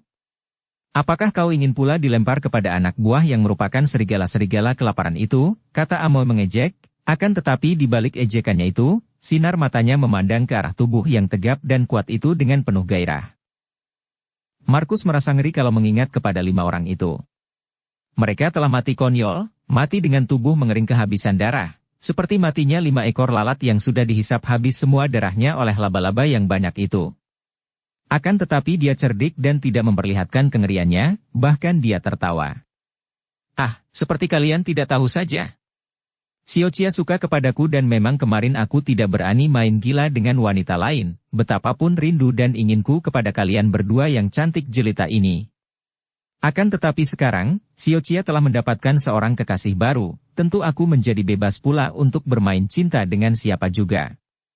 Acui dan Amoy, Nico ini tidak urung akan dibunuh juga, maka apa salahnya kalau membiarkan aku mempermainkannya sebentar? Amoy melangkah ke depan. Apa sih menariknya perempuan gundul ini? Markus, apakah kami berdua kalah cantik oleh Nico gundul ini? Markus tersenyum lebar. Tentu saja tidak, dan aku berjanji, kalau kalian suka memberikan Nico itu kepadaku sebentar, setelah aku selesai dengan dia, aku akan menemui kalian berdua bersenang-senang. Bagaimana? Kau temani kami dulu, baru kami berikan dia kepadamu. Baiklah, aku memang sudah lama rindu kepada kalian. Mari. Enci Acui, kau bersenanglah dulu, biar aku yang menjaganya, kata Amoy. Acui yang masih khawatir kalau Xiao Chia akan marah, mengerutkan alisnya akan tetapi hatinya pun tertarik sekali. Sudah terlalu lama bagi dia dan Amoy tak pernah dirayu oleh seorang pria, apalagi pria semuda dan setampan Markus yang memiliki ketampanan khas pula sebagai seorang berkulit putih. Engkau saja dulu, Amoy, biar aku yang menjaganya. Amoy tersenyum genit dan mengangguk kepada Markus yang tertawa-tawa dan merangkulnya dan hendak menariknya pergi dari tempat penjagaan rahasia itu. Akan tetapi pada saat itu, muncullah 12 orang penjaga yang bersenjata lengkap, dipimpin oleh 2 orang pelayan yang diperintah oleh Kim Seng Xiao Chia tadi. Mereka berkata dengan suara nyaring bahwa Acui dan Amoy dipanggil oleh Kim Seng Xiao Chia dan bahwa 12 orang itu ditunjuk untuk menggantikan 2 orang pelayan kepercayaan itu untuk menjaga tawanan. Amoy kelihatan kecewa, akan tetapi dia melepaskan Markus sambil berkata, "Kau tidak boleh di sini. Keluarlah dulu dan menunggu kami. Awas, sebelum kami kembali, kau tidak boleh menyentuhnya. Hai, para penjaga! Selama kami berdua pergi, jaga tawanan baik-baik dan jangan membolehkan siapapun juga, termasuk dia ini menyentuh tawanan. Mengerti?" Para penjaga itu menyatakan taat kepada Amoy yang menjadi kepercayaan majikan mereka dan Markus yang kecewa juga tidak berani membantah lalu pergi keluar. Dia akan sabar menanti. Acui dan Amoy memasuki kamar majikan mereka dan keduanya terkekeh genit ketika melihat Kun Leong duduk seperti arca di atas bangkunya. Sedangkan Xiao Chia kelihatan begitu gembira, mukanya kemerahan tanda bahwa dia sudah banyak minum arak wangi. Acui. Amoy, aku menjadi gugup di malam pengantin ini. Kalian bantulah aku, kata Kim Seng Xiao Chia sambil tersenyum. Bagaimana sih baiknya? Xin Liang, pengantin pria, kelihatan malu-malu. Dia memang masih perjaka tulen. Acui dan Amoy cekikikan. Benarkah, Xiao Chia? Kalau begitu kau bahagia sekali, Xiao Chia. Kyonghi, selamat, kata Amoy. Keduanya lalu menghampiri Kun Leong dan berkata, Kongcu, tuan muda, mengapa Kongcu belum juga menanggalkan pakaian luar? Sudah waktunya sepasang pengantin tidur, maka harap Kongcu tidak malu-malu lagi, karena hal itu bisa mendatangkan kesalahpahaman bagi pengantin wanita, dapat dianggap bahwa pengantin pria menolak dan ini merupakan penghinaan besar, kata Acui. Benar itu, Kongcu. Mari kami membantumu menanggalkan pakaian, kata Amo genit dan keduanya lalu menyerbu, menanggalkan pakaian luar Kun Leong sehingga pemuda ini menjadi bingung dan malu. Untuk melawan tentu saja dia dapat, akan tetapi teringat akan keselamatan Hong Ying, dia diam saja. Akhirnya semua pakaian luarnya termasuk sepatunya telah ditanggalkan dan dia dituntun setengah paksa duduk di tepi tempat tidur yang lebar panjang dan berbau harum itu. Kaki dan tubuh atasnya menjadi segundul kepalanya, dan hanya sebuah celana dalam panjang yang tipis saja yang masih menutup tubuhnya. Kini matanya terbelalak memandang ke depan di mana Kim Seng Siochia sedang dibantu oleh dua orang pelayannya itu menanggalkan pakaian luar. Agak sukar juga bagi wanita gendut itu untuk menanggalkan pakaian luarnya dan pekerjaan ini mereka lakukan bertiga sambil tertawa cekikikan. Setelah banyak sekali kancing yang ketat itu dilepaskan, mulailah pakaian luar itu diperosotkan dari atas dan mulailah tampak tubuh yang kini hanya dibungkus pakaian dalam yang tipis sekali itu. Dengan pakaian luar menutupi tubuhnya, bentuk tubuh Kim Seng Siochia masih tertolong, masih terlindung oleh pakaian luar yang lebar, akan tetapi setelah kini pakaian luar itu merosot dari atas sedikit demi sedikit, mata Kun Leong juga menjadi makin lebar dan makin lebar, tubuhnya menggigil seperti orang diserang demam malaria. Sampai kedua bibirnya pun ikut bergerak-gerak seperti orang kedinginan. Mulailah tampak tubuh Kim Seng Siochia, mula-mula lehernya, lalu pundaknya yang tampak di balik pakaian dalam yang amat tipis sehingga tembus pandangan itu, kemudian mulai tampak tonjolan dadanya yang, aduhai. Dua onggok daging yang bergumpal besar sekali, sebuah saja sudah sebesar 2 kali kepala Kun Leong. Makin merosot ke bawah pakaian luar itu, makin ngerilah hati Kun Leong, matanya terbelalak, mulutnya celangap dan jari tangannya menahan bibirnya yang gemetaran keras. Sambil cekikikan, akhirnya atas isyarat majikan mereka, Acui dan Ama meninggalkan kamar dan menutupkan pintu kamar rapat-rapat. Kini sambil tersenyum Kim Seng Siochia melangkah perlahan menghampiri pembaringan dan setiap langkah terasa oleh Kun Leong seolah-olah seluruh kamar itu tergetar dan terjadi gempa bumi. Setelah kini tampak kedua buah kaki wanita itu, Kun Leong merasa serembukan main. Kaki gajah. Kaki yang besarnya ada 4 kali kakinya sendiri. Apalagi ketika kaki itu melangkah, seluruh tubuh yang merupakan gumpalan-gumpalan daging yang bertumpuk menjadi satu itu bergoyang-goyang semua. Kun Leong hampir pingsan ketika wanita itu akhirnya berdiri dekat sekali di depannya, dan hidungnya mencium bau minyak wangi yang terlalu keras sehingga membuat dia sukar bernapas. Hihihi, Koko, jangan malu-malu, suamiku, aku cinta padamu.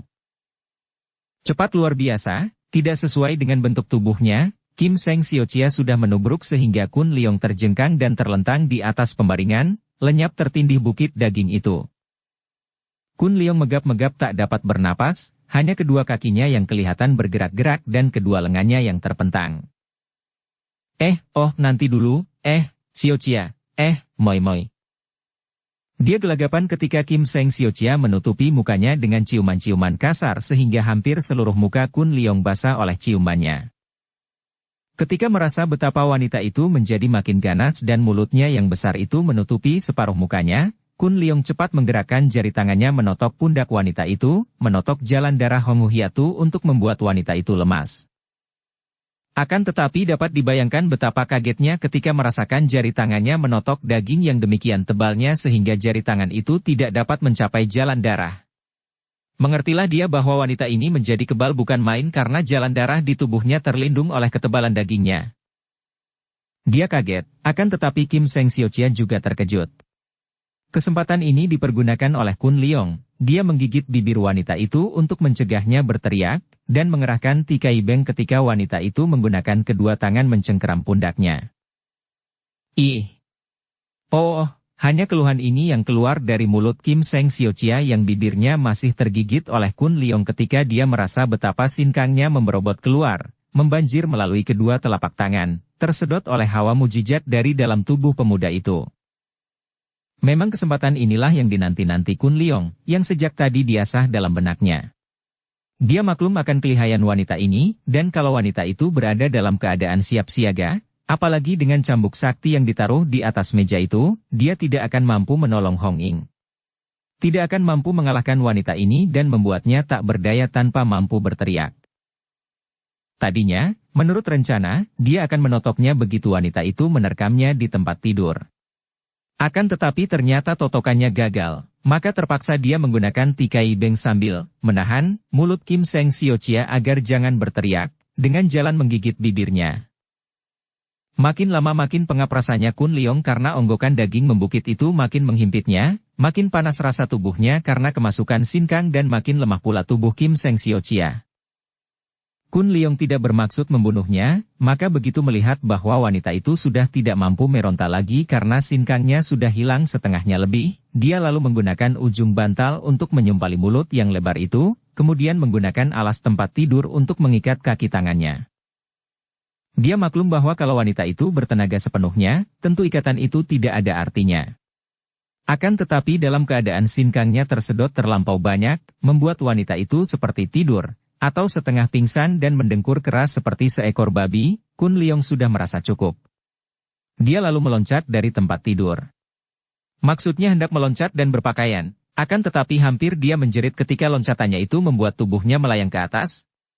Dia lupa bahwa penambahan tenaga sinkang di tubuhnya membuat tenaganya menjadi berlebihan dan tubuhnya terasa seperti bola karet yang penuh hawa, merasa seolah-olah tubuhnya menjadi sebesar tubuh Kim Seng Siochia. Duh! Kepalanya yang gundul terbentur pada langit-langit kamar itu sehingga langit-langit itu ambrol dan pecah. Dia terkejut, baru teringat maka cepat dia mengatur tenaga yang liar menjelajahi seluruh tubuh itu sesuai dengan petunjuk Chia Keng Hong. Biarpun terasa masih sesak dadanya dan panas tubuhnya, namun dapat juga dia mengenakan pakaiannya. Dia maklum bahwa tanpa mengurangi hawa yang disedotnya dari Kim Seng Siochia itu, dia seperti orang mabuk dan sukar menguasai tenaga yang berlebihan, maka dia lalu meloncat, menerobos melalui langit-langit yang jebol tadi, menggunakan ginkangnya yang menjadi berlipat ganda itu berkelebat keluar dari istana. Dia memasuki hutan yang gelap dan setelah merasa yakin di situ tidak terdapat orang lain, mulailah dia menghamburkan tenaga kelebihan dari tubuhnya itu untuk memukul batu dan pohon besar. Dalam waktu singkat, 5 buah batu besar hancur dan 7 batang pohon besar tumbang. Barulah terasa enak tubuhnya, ringan dan tidak mabuk seperti tadi. Dia lalu melesat kembali menuju ke istana hendak menolong Hong Ying sebelum Kim Seng Siochia dapat melepaskan diri atau sebelum para pembantu wanita itu ada yang tahu. Kalau dia mengenangkan pengalamannya dalam kamar Kim Seng Siochia tadi dia bergidik ngeri. Memang dia bukanlah perjaka lagi, dan dia sudah berenang di lautan cinta dengan Visian, akan tetapi hal itu dilakukan oleh keduanya atas dasar sukarela. Akan tetapi tadi, bukan main ngerinya. Dan dia tidak dapat membayangkan apa akan jadinya dengan dirinya kalau saja dia tidak memiliki tikai beng. Dengan tergesa-gesa namun hati-hati sekali Kun Leong memeriksa seluruh bagian istana dan akhirnya dia dapat menemukan tempat rahasia di mana Hong Ying ditahan. Tempat itu merupakan bagian belakang istana, rapat terkurung dinding baja dan di bagian depan terjaga oleh belasan orang wanita. Dengan sigap dan cepat sekali Kun Leong meloncat tanpa diketahui mereka ke atas genteng tempat tahanan itu, kemudian membuka atap dan mengintai ke bawah. Dilihatnya pemandangan yang mengherankan. Hong Ying masih seperti tadi, dibelenggu kaki tangannya dengan tali hitam yang dapat mulur dan sukar dipatahkan itu, dijaga oleh Acui yang memegang pedang dan menodongkan pedang itu ke tubuh Hong Ying, siap sewaktu-waktu untuk menusuk tubuh tawanan itu apabila majikannya memberi tanda. Benar-benar amat berbahaya keadaan Hong Ying karena andai kata tadi Kim Seng Siochia sempat mengeluarkan jeritan mencurigakan sedikit saja tentu pedang di tangan Acui itu sudah menembus jantungnya. Selagi dia yang bersikap hati-hati itu mencari-cari di mana adanya Amoy, dia mendengar suara tertawa pelayan genit itu dan muncullah Amo bersama Markus bergandeng tangan dari sebuah kamar di samping tempat tahanan itu. Wajah Amo berseri kemerahan dan rambutnya kusut. "Enci Acui, sekarang giliranmu. Biarlah aku menjaganya." Acui tersenyum, memberikan pedangnya kepada Amoy dan dia sendiri lalu dirangkul oleh Markus dan keduanya memasuki kamar sebelah. Kesempatan ini tidak disia-siakan oleh Kun Leong. Cepat dia menyambar turun sebelum Amoy yang nampak kelelahan itu sempat menodongkan pedangnya kepada Hong Ying. Amoy terkejut mendengar suara angin bertiup dari atas. Dia membalik namun terlambat karena tubuh Kun Leong yang menukik turun sudah menyambar. Sekali tangannya bergerak pedang itu telah terampas olehnya dan sebuah tamparan perlahan ke pundak Amoy membuat gadis ini menjerit dan terguling. Mendengar jeritan ini, Acui bertanya dari dalam kamar. Amoy, ada apakah? Enci Acui, tolong. Acui dan Markus berloncatan keluar dari kamar dalam keadaan setengah telanjang. Melihat betapa Kun Leong telah menyambar dan memondong tubuh Hong Ing, Acui cepat menubruk dan memukul. Akan tetapi sekali ini Kun Leong tidak menaruh sungkan atau kasihan lagi karena keadaan Hong Ing terancam. Dia mendahului gadis itu dengan sebuah tendangan yang mencium lutut kiri gadis ini sehingga Acui terkejut, berteriak dan terjungkal. Kun Leong tidak mempedulikan lagi, lebih-lebih karena Acui dan Amoy sudah mulai berteriak-teriak memanggil kawan-kawannya. Dia memondong tubuh Hong Ing dan meloncat melalui atas atap.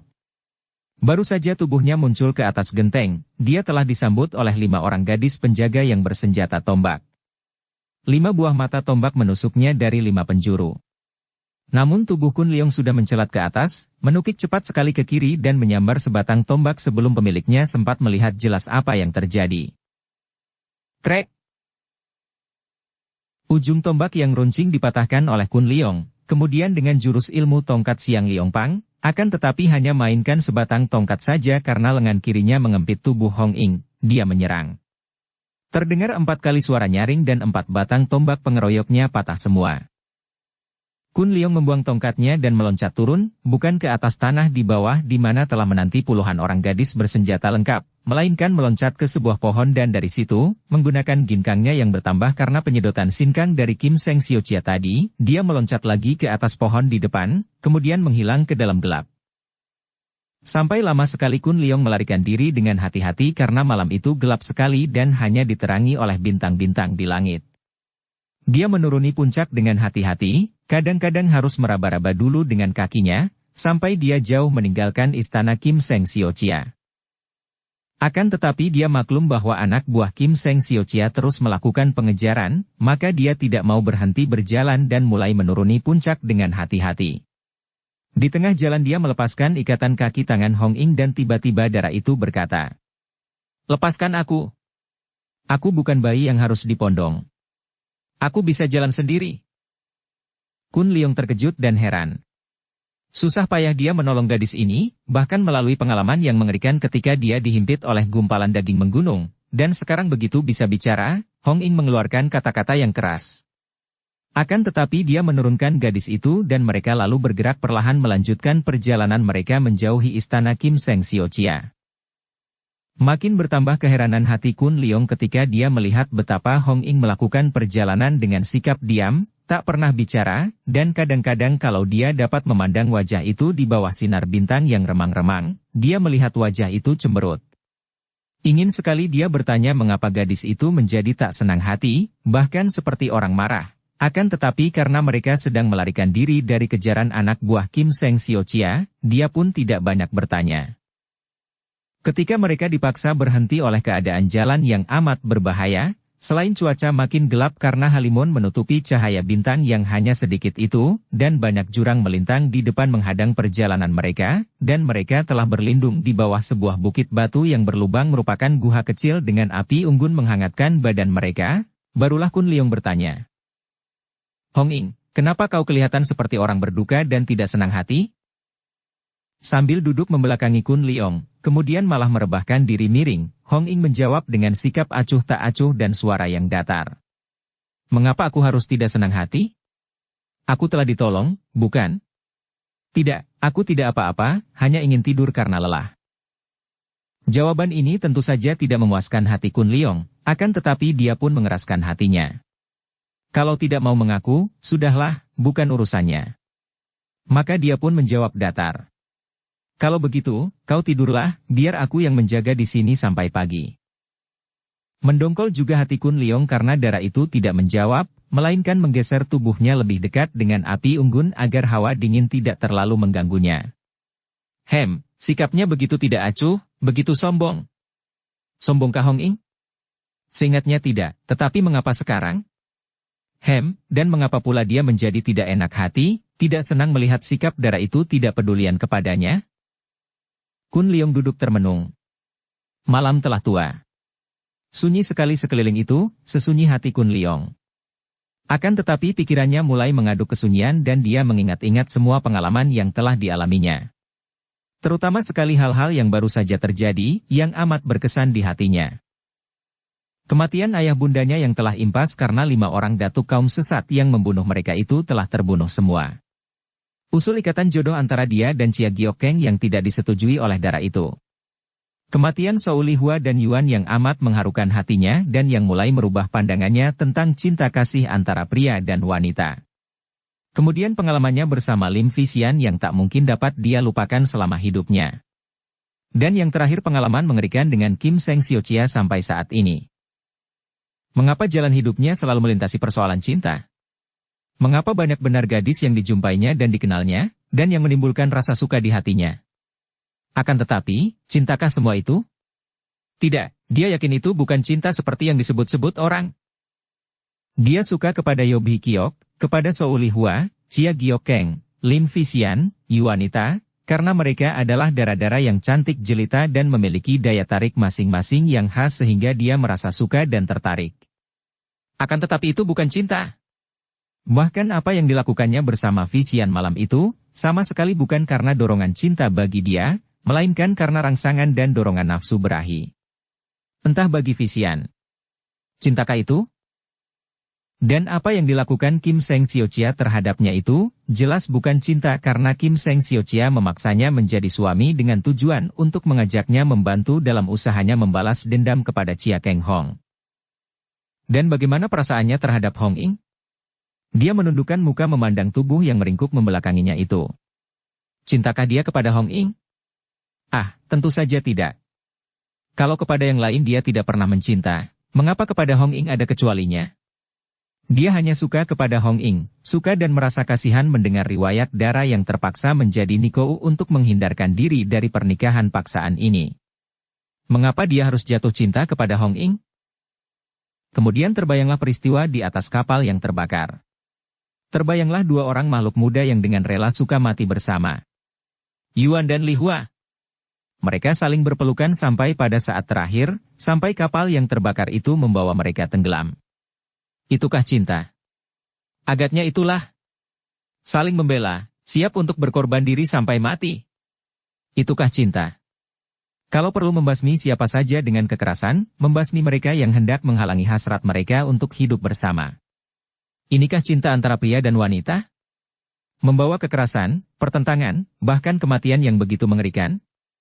Agaknya itulah cinta yang disanjung-sanjung manusia, cinta antara pria dan wanita dan segala sesuatu yang tercakup di dalamnya. Cemburu, iri hati, nafsu berahi, kesenangan, kekecewaan, kepuasan, kemarahan, kedukaan dan kebencian. Semua ini tercakup di dalam perasaan yang disebut cinta. Kalau begitu aku tidak mau jatuh cinta. Kun Leong mengepal tinjunya dan kembali pandang matanya menimpa punggung Hong Ing. Kalau bukan cinta, lalu apakah itu yang mendorong dia melakukan segala pengorbanan demi untuk menyelamatkan Hong Ing? Hanya karena kasihan begitu saja? Ataukah ada udang di balik batu, ada sesuatu di balik semua itu? Mengapa dia bersusah payah menyusul Hong Ing ke Gobisan sampai dia kesasar ke istana Kim Seng Siochia akan tetapi yang malah merupakan suatu kebetulan karena ternyata orang yang dicarinya, Pek Hong Ing, memang berada di situ? Bukankah itu cinta namanya? Tidak. Aku tidak mau jatuh. Tiba-tiba dia menghentikan kata-katanya ini. Ternyata di luar kesadarannya, dia telah meneriakkan suara hatinya ini sehingga dia melihat Hong Ing bergerak, agaknya terbangun oleh kata-katanya tadi. Betapa tololnya dia. Dan darah ini kelihatan begini angkuh. Kalau dia memperlihatkan bahwa dia agaknya hampir jatuh cinta, tentu darah ini akan menjadi makin angkuh saja. Tidak, dia tidak akan merendahkan diri sedemikian rupa, hanya karena dia suka dan kasihan kepada darah ini. Bersambung ke bab 22. Dukung kami dengan subscribe, follow, like, komen dan share. Terima kasih.